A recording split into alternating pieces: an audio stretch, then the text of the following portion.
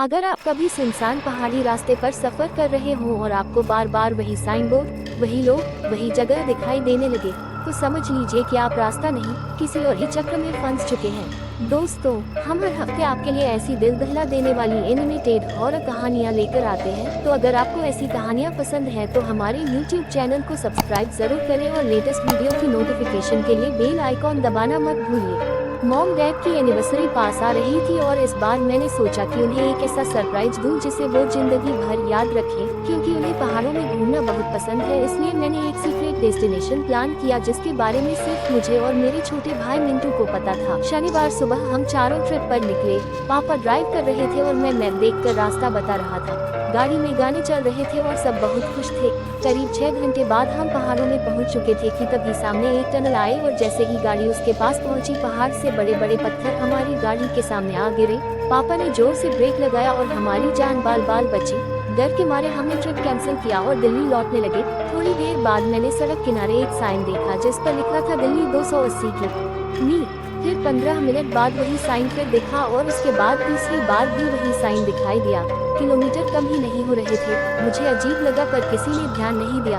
आगे जाकर हमें एक बूढ़ी औरत कीनू बेचती देखी। मिंटू के लिए हमने कीनू खरीदे और आगे बढ़ गए। लेकिन कुछ देर बाद वही औरत फिर सड़क किनारे दिखाई दी। मैंने मैप देखा तो गाड़ी एक ही जगह खड़ी दिख रही थी। तभी एक आदमी ने खिड़की खटखटाकर कहा कि यह रास्ता पहाड़ी गांव जाता है और यू टर्न में लीजिए। हमने वैसा किया, लेकिन 15 मिनट बाद फिर उसी जगह पहुंच गए और वही आदमी दोबारा दिखाई दिया जो पापा की आंखों के सामने से गायब हो गया। अब डर सबके चेहरे पर था। पापा उस बूढ़ी औरत के पास गए जो पहले हंस रही थी, अब चुप थी। पापा ने कंधे पर हाथ रखा तो उसने चेहरा उठाया और उसका आधा जबड़ा गायब था। हम चीखते हुए गाड़ी में बैठे और भागे। कुछ दूर जाकर गाड़ी पेड़ से टकराए और मेरी आंख खुली तो हम फिर उसी टनल के सामने खड़े थे जहां कोई पत्थर नहीं था। सब कुछ नॉर्मल था। तभी मॉम ने देखा कि सीट के पास सड़े हुए कीनों से भरी थैली पड़ी थी और हम बिना पीछे देखे दिल्ली लौट आए। आज तक समझ नहीं आया कि वो सब क्या था।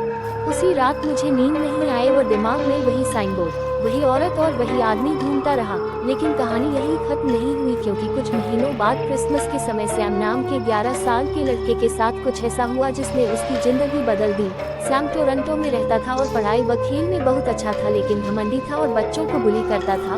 उसने सोचा कि वह रात को छुपकर सेंटा को देखेगा। रात 12:30 बजे वह किचन कैबिनेट में छुप गया। चिमनी से आवाज आई पर नीचे आने वाले पैर इंसान के नहीं थे। एक सींगों वाला डरावना क्रिएचर बाहर निकला जिसके हाथ में सुलगती लकड़ी थी। उसने सैम को देख लिया। सैम भागा पर वह मॉन्स्टर छत पर चढ़कर उसे पकड़ लाया और उसके हाथ पर जलती लकड़ी लगा दी, जिससे सैम को अजीब दौरे पड़ने लगे। सुबह वह हॉस्पिटल में था और सबको लगा कि वह आग से खेल रहा था, पर सैम ने इंटरनेट पर पढ़कर जाना कि वह क्रैम्पस था जो बुरे बच्चों को सजा देता है। सैम ने खुद को बदलने की ठानी, लेकिन उसे रातों में वही क्रिएचर दिखाई देता रहा। कुछ समय बाद एक और घटना घटी जब याविन, रवि और रिया हिमाचल जा रहे थे। सुबह 8 बजे भी सड़क पर घना कोहरा था। ड्राइवर ने कहा खिड़की मत खोलना, लेकिन रिया ने खिड़की खोल दी और कोहरा गाड़ी के अंदर भर गया। रिया को लगा वह गाड़ी में अकेली है और गाड़ी अपने आप चल रही है।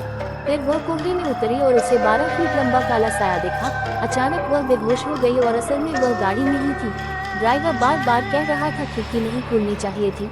तभी तेज स्पीड में सामने एक लड़की आ गई और गाड़ी उससे टकरा गई। वह लड़की रिया ही थी, जबकि रिया गाड़ी में थी। अगली सुबह गाड़ी पेड़ से टकराए मिली और चारों जिंदा थे, पर रिया गहरे सदमे में थी और उसे हर जगह वही साया दिखता था। लेकिन सबसे डरावनी घटना जैक, एमा, रिया और थियो के साथ हुई, जो एक विजिटर सेंटर में फंस गए थे। शाम के बाद अजीब चीजें होने लगी। एमा गायब हो गई। थियो ने खुद जैसा इंसान देखा। रिया की त्वचा काली पड़ने लगी और एक मास्क पहना आदमी आया जिसने उन्हें मार दिया। फिर उनकी आंख खुली तो वही जगह और वही समय था। उन्हें समझ आया कि वे टाइम लूप में फंस चुके हैं और दीवार पर लिखा था कि अगर जीना है तो सुबह तक जिंदा रहना होगा। वे भागे, छिपे, एक दूसरे को बचाने की कोशिश करते रहे। रात लंबी होती गई, अंधेरा गहराता गया। आवाजें उनका पीछा करती रही। कभी किसी की परछाई दिखती तो कभी किसी की चीख सुनाई देती। उन्होंने पाया कि उस जगह पर पहले भी कई लोग गायब हो चुके थे और उनकी तस्वीरें वहां टंगी थी, जिनमें उनकी भी तस्वीर शामिल थी। 8 दिन बाद की तारीख के साथ उन्हें एहसास हुआ कि यह जगह लोगों को डराकर, तोड़कर, फिर खत्म कर देती है और सुबह होने से पहले उन्हें हार मानने पर मजबूर करती है। पर उन्होंने ठान लिया कि वे डर के आगे नहीं झुकेंगे। वे एक कमरे में साथ बैठे रहे, एक दूसरे का हाथ पकड़े रहे, आंखें खुली रखी। जैसे जैसे बाहर अंधेरा हल्का हुआ और पहली रोशनी अंदर आए, अचानक सब शांत हो गया। दरवाजे अपने आप खुल गए। हवा थम गई और वे चारों बाहर निकल सके। पीछे मुड़कर देखा तो विजिटर सेंटर जैसे कभी था ही नहीं। वहाँ सिर्फ खाली जंगल था, पर उनके दिलों में उस रात का डर हमेशा के लिए बस चुका था। और आज भी जब वे घड़ी में 6:45 देखते हैं तो उनकी सांसें थम जाती हैं, क्योंकि उन्हें याद आ जाता है कि कुछ जगहें, कुछ रास्ते और कुछ रातें ऐसी होती हैं जहाँ से हर कोई सही सलामत वापस नहीं आ पाता।